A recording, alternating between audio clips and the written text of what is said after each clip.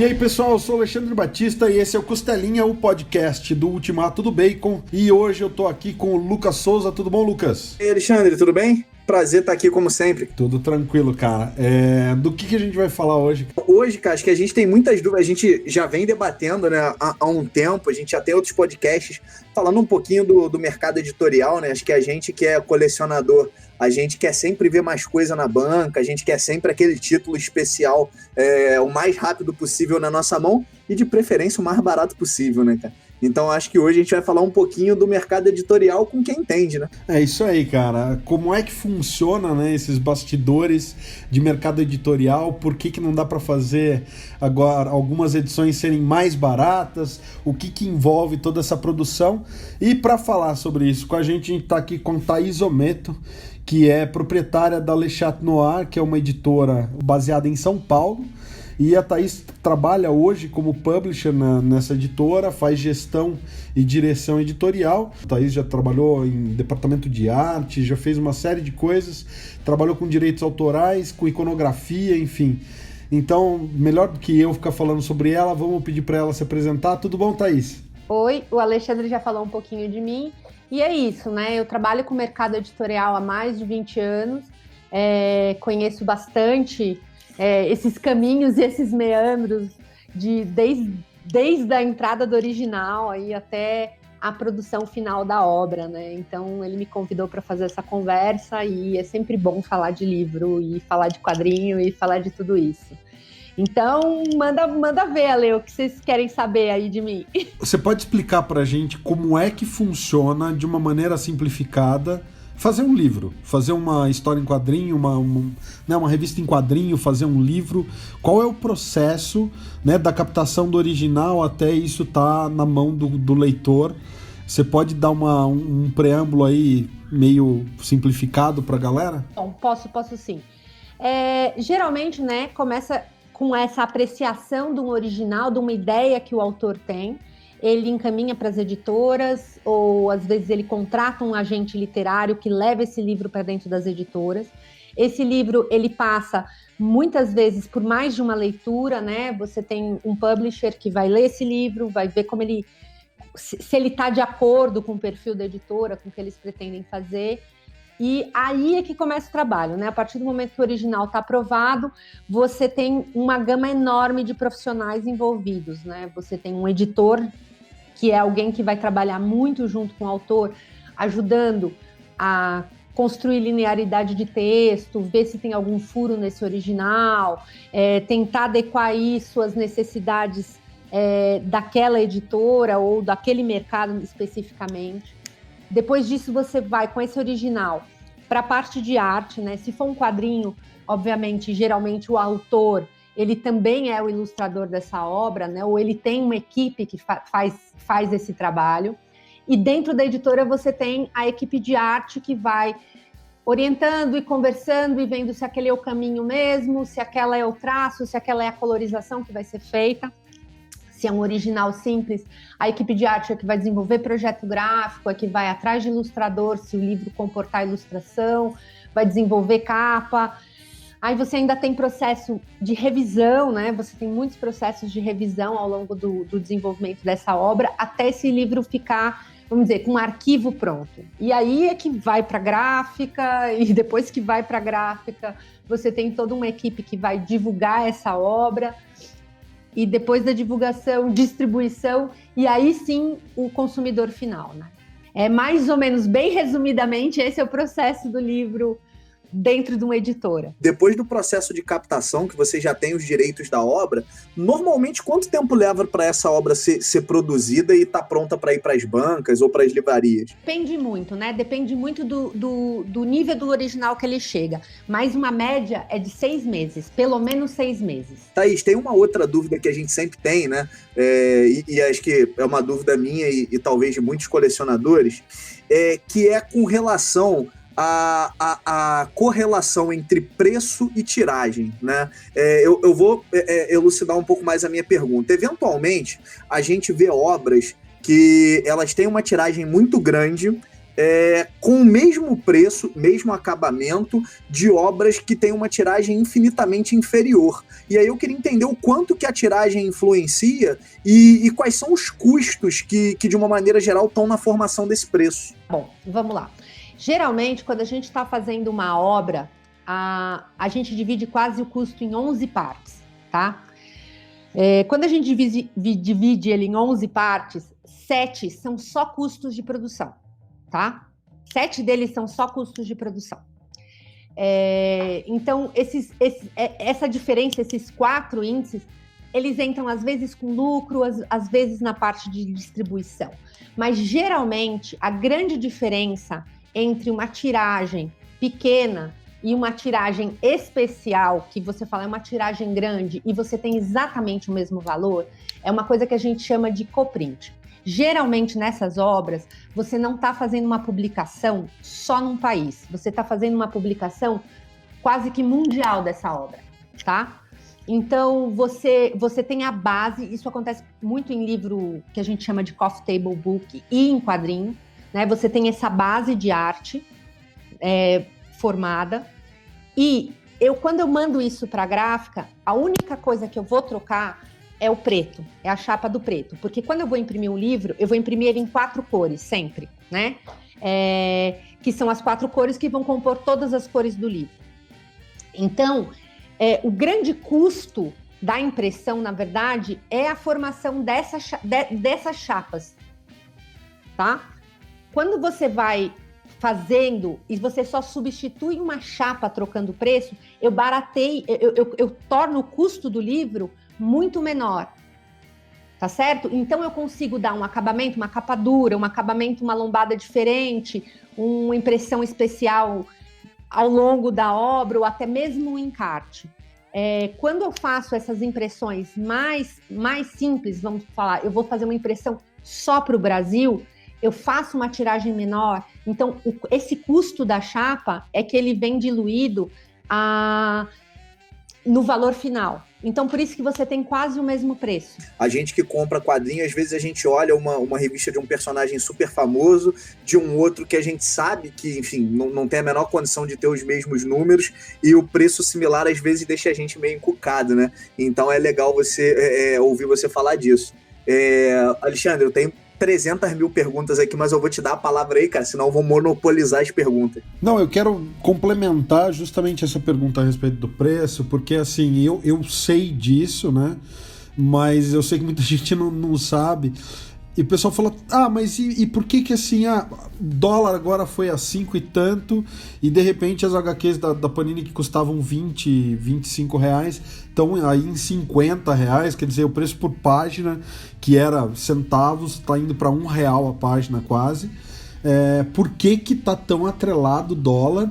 Né? O pessoal fala, né, qual é a relação de estar atrelado em dólar se a gente imprime aí numa gráfica, né? Não, na verdade, assim, são, de novo, 2 fatores, tá? Quando a gente fala dessas publicações de personagens famosos ou de desenhistas famosos, geralmente a gente está trabalhando com coprint, como eu estava falando para você. Você aproveita essa base mundial e as impressões são geralmente feitas na China, tá? Esse é o primeiro fator.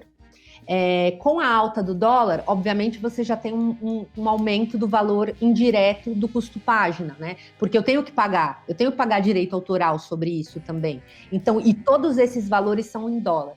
E um terceiro fator que faz essa diferença é o custo do papel, porque é outra coisa que, além da gente ter uma grande importação de papel da China, né? A gente hoje, no Brasil, quase que 80% do mercado editorial usa papel chinês.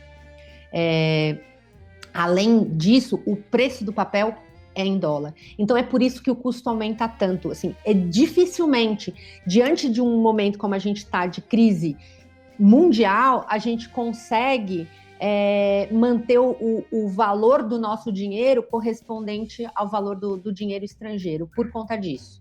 Thaís, eu queria fazer uma outra pergunta agora relativa à experiência de leitura, né? Quando vocês vão escolher o papel ou o tipo de capa de uma obra, a experiência que você quer que o usuário tenha na leitura ou o tipo de obra, isso influencia na escolha ou é uma escolha meramente comercial? uma escolha. Nesse caso, assim, obviamente, né? Se a gente estiver falando de alguém com muito nome, ou alguém com muito nome e um projeto especial, é óbvio que você vai trabalhar fora da caixa, né? Você vai trabalhar em acabamentos diferentes ou num efeito diferente na experiência do leitor. Mas isso é muito difícil você fazer com um autor jovem ou um autor novo, por exemplo, né? Aí a experiência, a gente passa pelo standard, né? Que é exatamente entender como é que o mercado vai se comportar com relação a essa pessoa, com esse autor novo, tá? Eu acho que essa é a grande diferença. Então, assim, eu já fiz projetos com ilustradores, por exemplo, excepcionais, a gente inventou, fez 1 milhão de coisas na gráfica, mas porque o nome dele já nos dá uma certa garantia de venda e, inclusive, uma certa garantia do preço que eu vou ter que cobrar, porque se eu mudo o acabamento, necessariamente eu vou acabar mudando o preço da obra. Como eu te falei, geralmente a gente multiplica quase, quando a gente pega aquele custo básico, que a gente chama, né? Esse custo básico, eu gastei tanto com o ilustrador, tanto para diagramar, tanto para imprimir. Quando eu pego esse valor, eu divido pelo valor unitário e aí eu vou multiplicar por aquele índice 11 que eu te falei, né? Então, a escolha ela tem muito a ver com essa aceitação de mercado e a garantia de venda que você vai ter. Você falou um negócio que eu achei interessante, e aí tem uma dúvida que a gente que lê quadrinho ficou. Há uns anos atrás, a principal editora de quadrinhos, né, a Panini, ela usava nas revistas mensais, que eu tô entendendo que talvez seja o Standard, né, que você comentou, é aquela revistinha que sai todo mês ali, e ela antigamente tinha que ser mais baratinha. E, Alexandre, vou pedir tua ajuda aí se eu errar aqui, porque eu não entendo muito de papel, mas eles saíram de uma capa que era, acho que invernizada, mas uma capa mole, né? E um papel jornal, por uma capa agora que me parece cartonada e um papel diferente. Aí, Alexandre, talvez tu me ajude aí a saber qual. São os couchês. E a pergunta que eu te faço é o seguinte, Thaís, esse tipo de modificação que a Panini fez, qual é a influência real dela no preço? Ou fazendo a pergunta de uma forma mais simplista, o papel couché para o papel jornal, a diferença de preço, o aumento no custo unitário é muito grande? Não é não. Muito pelo contrário. Hoje eu acho que o couché, especialmente esse couché mais fino, que é o que a gente usa em banca, ele é praticamente um papel estándar, né? O papel jornal já o contrário. Por quê? Porque o papel jornal ele é um papel que absorve muita tinta, né? A hora que você entra com ele na gráfica, ele é um papel que vai absorver muita tinta. E eu vou te falar, a tinta é mais cara que o papel. Então, essa mudança, ela tem a ver... Claro que tem uma certa mudança na qualidade de leitura, é óbvio que tem uma mudança na qualidade, na textura da leitura, na verdade, muito mais do que... Para mim, honestamente, eu preferi o papel jornal, porque o couché, ele tem muitas vezes brilho, né? Ele é um papel que reflete muito. Mas hoje, ele é um dos papéis que a gente consegue ter mais em conta, é o couché com a capa cartonada. É o papel standard. Por quê? Porque é um papel que é produzido no mundo inteiro, né? Eu tenho esse cartonado no mundo inteiro, eu tenho o couché no mundo inteiro. Eu posso tanto usar o papel nacional, quanto eu posso usar o papel chinês. E sensacional ouvir você falar isso, porque quando a gente debate aumento de preço, e assim, né, a gente está falando de debates informais entre colegas que colecionam, a gente muitas vezes fala, né, o preço aumentou porque eles trocaram de papel jornal para o outro papel. E quando eu ouço você dar, óbvio, né, a realidade dos fatos, a gente olha e fala, caramba, né, eu já sabia que a gente sabia pouco, mas ouvindo você falar agora, eu tenho certeza que a gente não sabe nada. Obrigado aí, Thaís. Vou passar a palavra para o Alexandre aqui. Eu fiz aí uma arguição pesada e eu vou deixar o Alexandre fazer as perguntas dele também. Não, eu quero aproveitar que a Thaís falou do papel jornal, que ela disse que prefere, mas como a gente corrige, Thaís? Porque uma coisa que a gente percebe muito, pelo menos nas revistas em quadrinhos, e faz sentido com isso que você está falando, que o papel jornal absorve muita tinta. A gente tem agora republicações de algumas sagas que estão em couché, né, brilhante e tudo mais, e você percebe que elas são a distorção de cores é muito menor no coucher do que no papel jornal. E as versões em papel jornal mais antigas, elas são mais escuras. Você percebe que, de fato, os tons mais escuros, eles estão ali, sabe? Eles estão carregados, né, pro lado mais escuro do espectro de cores. Tem como imprimir num papel jornal sem que isso aconteça? Não, na realidade não, né? Eu brinco, é que eu sou uma purista, né?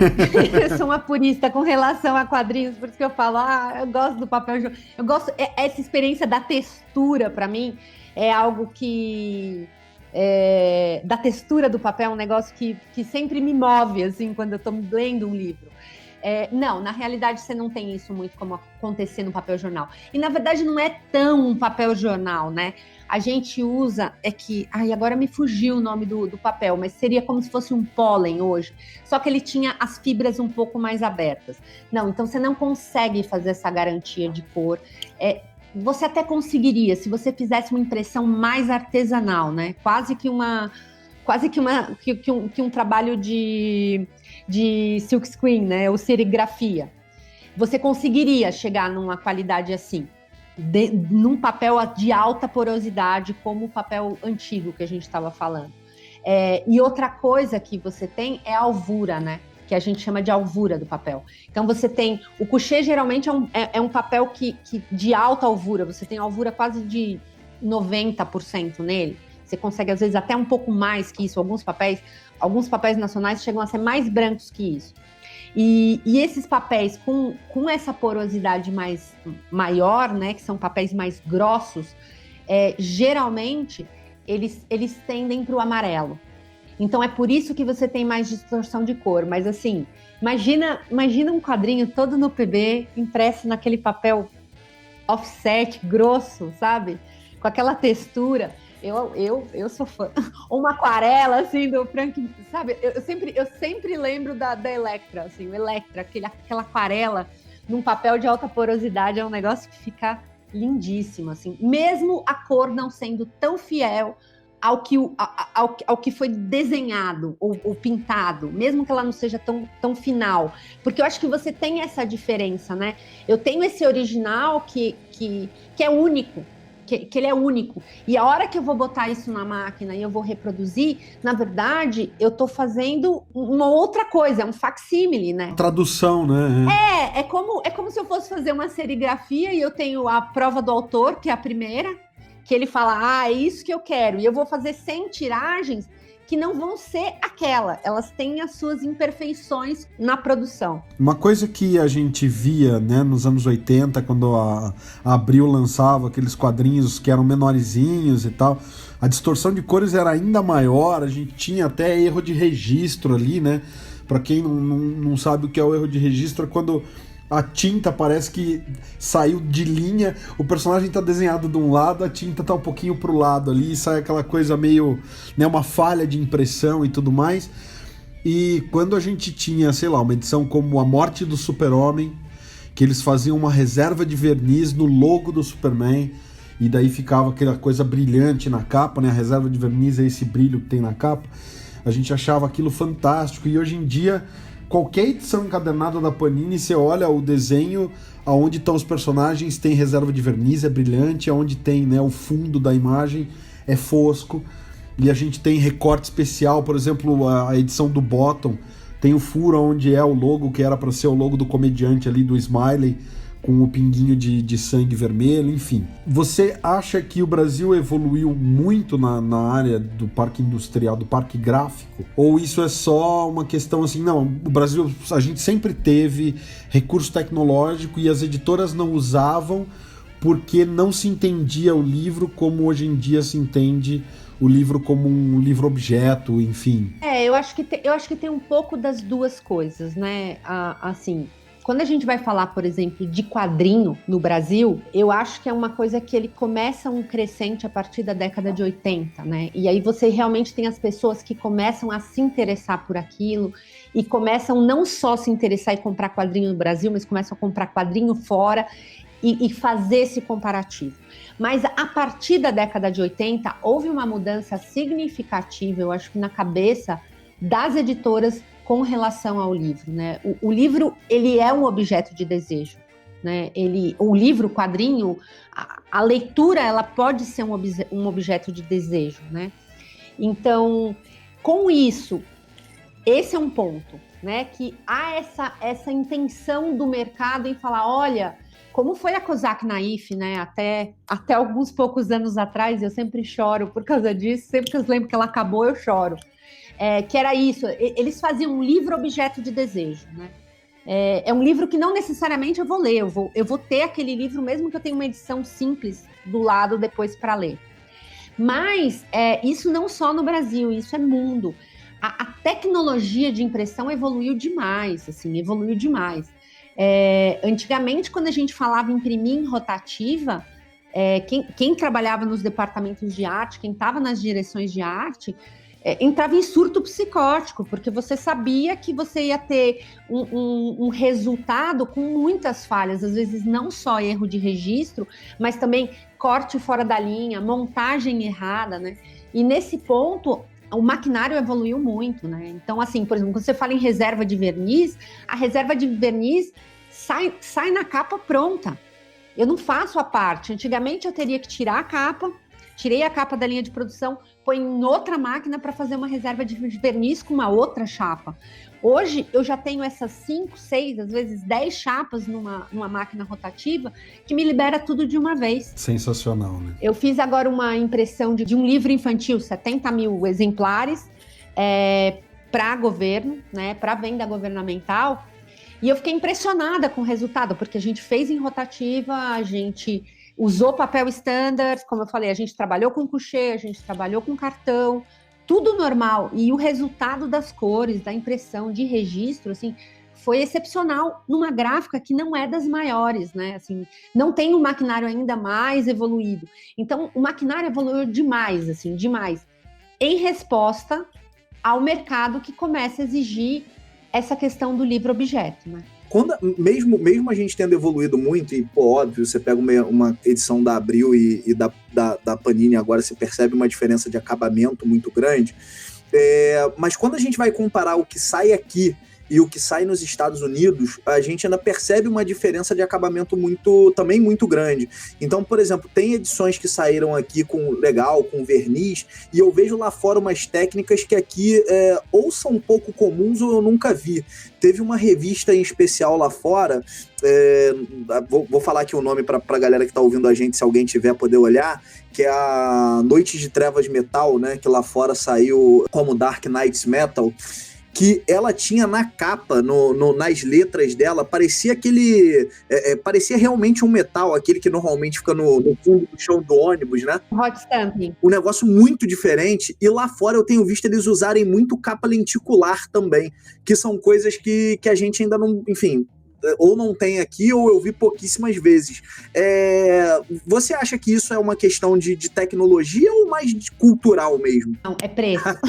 Nesse caso é custo. A gente tem tinta, tem papel nacional, mas o consumo de importado é muito grande. Então, por exemplo, quando eu ponho um hot stamping numa capa, eu às vezes encareço numa tiragem pequena, vamos falar numa tiragem de 5 mil, que é uma tiragem pequena, eu quase vou encarecer essa capa em R$1, R$1,50. Somo todos os custos de produção, coloco um índice 11, que é o ideal, que as editoras gostam de trabalhar um 11, mas vamos falar, vou trabalhar com índice 7, eu já botei nesse livro quase R$10 a mais, porque eu escolhi fazer um hot stamping. Então, esse tipo de acabamento especial, assim como cor especial também, são coisas que encarecem demais o livro pra gente, porque esse material é importado, sempre. Então, isso encarece demais o material. Então, muitas vezes, as editoras, elas trabalham mesmo, é o que eu te falei, a gente trabalha no que é mais comum aqui, ou que a gente consegue uma alternativa de material para poder manter um preço dentro daquilo que o consumidor está acostumado a pagar. Para quem não entende nada desse mercado, que é o meu caso, você recomenda, e quem quer entender, obviamente, que também é o meu caso, o que você recomenda, alguma leitura ou alguma coisa do gênero, para a gente poder entender um pouquinho mais do processo de produção, de fabricação, enfim, e entender um pouco mais desse mercado? O mercado editorial é um mercado que é super fechado, assim, né? A gente sempre brinca, quase 7 chaves. quando você entra nele, você quase que não consegue sair, você vira quase um refém dele, né? A primeira coisa, antes da gente falar sobre mercado tradicional editorial, é a gente parar um pouco e pensar para onde esse mercado está indo. O que está acontecendo com esse mercado editorial? O mercado editorial brasileiro hoje, no momento, ele tem sofrido muitos baques, né? Ele sofreu muito com as crises. Então, a gente, há 10 anos atrás, a gente não tinha 2 editoras de quadrinho, acho que a gente tinha umas 10 ou 12 que só publicavam quadrinhos. Mesmo a própria Companhia das Letras, ela tinha a Companhia dos Quadrinhos, né? Que publicava quadrinho nacional, que estava incentivando essa área. Então, o mercado editorial, como ele é hoje, ele tá fadado a acabar, na minha opinião, tá? Isso é opinião minha, uma coisa que eu sempre discuto. Pela forma como as pessoas têm lido, pela forma como as pessoas têm comprado e consumido livros, né? Então, eu acho que, assim, mais do que a gente estudar e entender esse processo, é óbvio, eu posso aqui te falar, olha, tem o design do livro, que é um... eu tenho um livro aqui, eu até posso indicar no final da entrevista para vocês. Olha, tem o design do livro que vai explicar todo o processo editorial, como funciona o passo a passo da formação de um livro em mínimos detalhes. Eu tenho anuários que vão te falar sobre formação de capas. Mas mais do que isso, é a gente discutir um pouco por que esse mercado ele tem sofrido esse baque. Óbvio, o Brasil ele tem passado por crises, né, esses últimos 5 anos, que derrubou muitas editoras, mas mais do que isso, no mundo inteiro, o modo como o livro está sendo feito, está sendo repensado, né? Então você tem, por exemplo, as autopublicações hoje, elas são uma realidade. Quer dizer, hoje se eu tenho um original, eu posso produzir eu mesmo o meu livro e publicar. Eu posso fazer isso, né? Eu acho que, assim, as coisas elas ainda estão se formando. Então, eu não consigo te dizer, olha, para você entender o mercado editorial, você faz isso. Não, eu acho que, assim, se você tem interesse em publicar, se você tem interesse em fazer uma obra, eu acho que é interessante você realmente começar a expor seu original, contatar as editoras, apresentar o teu original, fazer autopublicação. Se você acha que ninguém deu a mínima para aquilo, faz a sua autopublicação, publica o seu livro, porque as experiências elas têm sido muito diversas no mundo inteiro, né? Eu acho que é um pouquinho mais por aí. De repente, o que a gente tem que pensar é como é que a gente faz para fazer o nosso próprio livro. Maravilha, então. Thaís, eu queria fazer só uma última pergunta no que tange a escolha de que materiais publicar. A gente que é colecionador, óbvio, queria ver tudo que sai lá fora publicado aqui no Brasil, mas a gente sabe que não é possível. E aí eu queria entender como é que normalmente essa escolha é feita, né? Optei por publicar o personagem A e não publicar o personagem B. Como é que vocês chegam nesse tipo de decisão? Olha, na verdade você tem também N fatores, mas eu acho que um dos grandes fatores aí é assim, quando você, por exemplo, tem um título que estourou lá fora e que chega para o mercado brasileiro, na verdade ele chega num leilão. E às vezes esse valor, ele fica difícil de você conseguir produzir aqui. Então assim, ele é um leilão mesmo, né? Então eu vou dar um exemplo de um título best-seller. Então se você for falar de Código da Vinci, na hora que ele explodiu, né, nos Estados Unidos, a editora que tinha os direitos de comercialização dessa obra, ela abre ou não um leilão para aquele autor. Ela poderia não ter aberto e ter mantido o autor fechado só nela, tá? Ela abre esse leilão e as editoras realmente começam a oferecer valores em cima daquilo, tá? Outras coisas que podem acontecer, por exemplo, isso aconteceu, por exemplo, comigo com um autor italiano que tinha um personagem infantil que era um cachorro vermelho. E ele queria publicar no Brasil, mas a editora na Itália era detentora dos direitos de comercialização e ela não tinha interesse em comercializar aquele personagem no Brasil. Tá? Esse é um outro fator que pode acontecer. Às vezes, você entra numa negociação com a editora internacional a respeito de um título e você não consegue chegar num acordo, por exemplo, de direito autoral, de valor de direito autoral. Você também, às vezes, não consegue chegar nisso.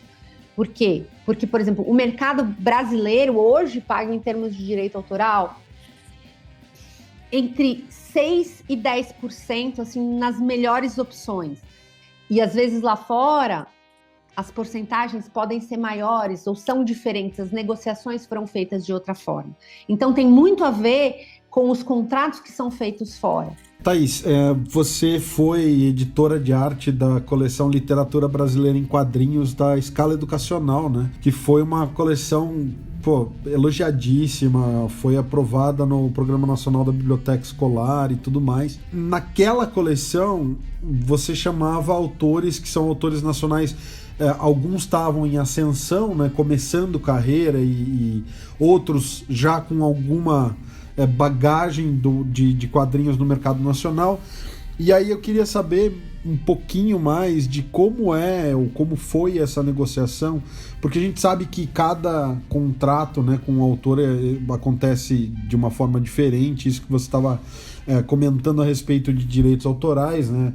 DC Comics, Marvel trabalha com encomenda, né? Os caras são contratados da editora e produzem dentro, né, de uma série de coisas, e eles, quando eles criam um personagem, eles passam a ter direito autoral sobre aquele personagem, mas no Brasil o jogo é outro, né? Quer dizer, a Panini republica coisa da DC, da Marvel, paga os direitos e enfim. Quase que uma distribuição, como eu falei, quase um coprint com o pessoal internacional. Mas, por exemplo, você tem aqui o Maurício de Souza, e o Maurício de Souza, ele funciona exatamente como funciona a DC lá fora. Ele tem a equipe dele, os roteiristas dele, os ilustradores dele, e os direitos são da produção dele. Ele vende a impressão para a Panini. Trabalhar com literatura brasileira em quadrinhos, assim, ele foi, na verdade, né, naquele momento, você estava com o mercado de quadrinhos em ascensão, né? A gente, na Escala Educacional, a gente tinha um foco muito grande, né, na literatura escolar, né, encaminhar as coisas para as escolas, né, que as coisas chegassem nas escolas, né, que é um tipo diferente de produção, que não necessariamente é um tipo de produção de colecionador. Então veio realmente essa ideia da gente pegar autores que são leituras obrigatórias na escola, tá? E fazer essa produção de quadrinho para estudantes. Não tinha objetivo de se colecionar ou de ter uma sequência. Era uma experiência nesse sentido, experiência escolar. E eu acho que foi um dos primeiros que fez isso, né? Óbvio, depois veio o Gabriel Baio, o Fábio Moon fez uma edição do Alienista maravilhosa. Eu tenho edições de quadrinhos do Guimarães Rosa aqui também maravilhosas. Mas quando a gente foi começar a fazer aquilo, a ideia era exatamente trazer gente que já sabia fazer aquilo, que talvez não tivesse muita visibilidade no mercado editorial naquele momento, como era principalmente o Vila, que foi um dos grandes idealizadores do projeto e foi roteirista, ilustrou muitas das obras do Literatura Brasileira em Quadrinho, de tentar trazer essa literatura de forma mais palatável para uma faixa etária um pouco mais baixa do que você teria, né, que seria ensino médio, né? Literatura brasileira, ela viria para o ensino médio. Então a gente conseguiu trazer isso para um público escolar mais jovem. E foi incrível, assim, eu acho que foi incrível, porque vendeu demais, assim, foi um livro que vendeu muito, funcionou por conta disso. Eu acho que funcionou por ele ser uma obra escolar, né? Por ter esse caráter quase que obrigatório de leitura, e você consegue traduzir com quadrinho, você consegue tornar palatável muitas vezes um texto que é difícil, sim, que é difícil. Então a imagem ela vai compondo e ela vai trazendo isso. Então foi muito nesse sentido, de trazer gente que tivesse experiência, mas talvez não tivesse tido muita visibilidade no mercado naquele momento. E depois, paralelamente a isso, abrindo um pouco a oportunidade para jovens cartunistas, né? E mais do que a literatura brasileira em quadrinho, naquela época a gente fez tanto quadrinho, a gente fez história do mundo em quadrinho, a gente fez filosofia em quadrinho, né? Obras de filosofia em quadrinho. Então foi assim uma escola maravilhosa, assim. Eu acho que a gente eu posso até dizer que em certos momentos ela foi um aprendizado empírico, né? Olha, isso dá certo, isso não dá, né? A gente estava começando a fazer isso naquela época. O quadrinho continua sendo uma das grandes paixões, né? Tanto é que eu voltei a ter contato com muitos desses autores e eu tenho conversado com eles e a gente está desenvolvendo projetos de quadrinho com literatura brasileira, né? Mas agora talvez já num novo formato, num formato um pouquinho diferente, não tão elitizado como eu acho que foram, por exemplo, as publicações dos Dois Pãezinhos ou Uma Capa Dura, mas a gente já está pensando em umas novas publicações de literatura brasileira, porque é nosso, assim, a literatura brasileira é nossa, a gente tem que tomar conta disso, a gente tem que se apropriar disso, né? A gente dá muito valor ao que vem de, né, assim, as formações e aos personagens que vêm do estrangeiro, mas a gente também tem muita coisa aqui nossa que eu acho que a gente tem que olhar. Thaís, eu queria só fazer um comentário de alguém que cresceu aí e entendeu muitas obras brasileiras só porque estava em quadrinho. Então, obrigado porque vocês protegeram minhas notas e me ajudaram a finalizar a escola com sucesso. Então, obrigado. Lucas, tem mais alguma coisa para dizer? Não, queria só agradecer a Thaís aí, pô, muito legal, principalmente para alguém que tá de fora, que não conhece muito do mercado. Obrigado pelo teu tempo aí, Thaís. Por favor, Alexandre, quando você chamar ela para retornar, e você vai chamar ela para retornar, me chama de novo, cara, que vai ser um prazer estar aqui e entregar mais uma tonelada de perguntas para ela aí. Não, eu acho que é bem isso. Se vocês quiserem, quando vocês quiserem, pode chamar, pode conversar, a gente conversa sobre livros, sobre quadrinhos, sobre o que vocês quiserem. Tá bom? Combinado. Thaís, mais uma vez, obrigado em nome do Sobrecapa, em nome do Ultimato do Bacon, e obrigado por estar aqui hoje no Costelinha. A gente realmente vai querer marcar uma próxima vez com você para continuar esse papo, porque tô só cortando porque já deu tempo, porque senão a gente ficaria mais 1 hora batendo papo aqui. Não, fiquem à vontade, foi uma delícia conversar com vocês e conversar sobre livro, pode me chamar sempre. E é isso aí, pessoal, se você ficou com a gente até agora, a gente agradece a sua atenção. Confira também o nosso conteúdo em ultimatodobacon.com e youtube.com/sobrecapa. Semana que vem tem mais, valeu!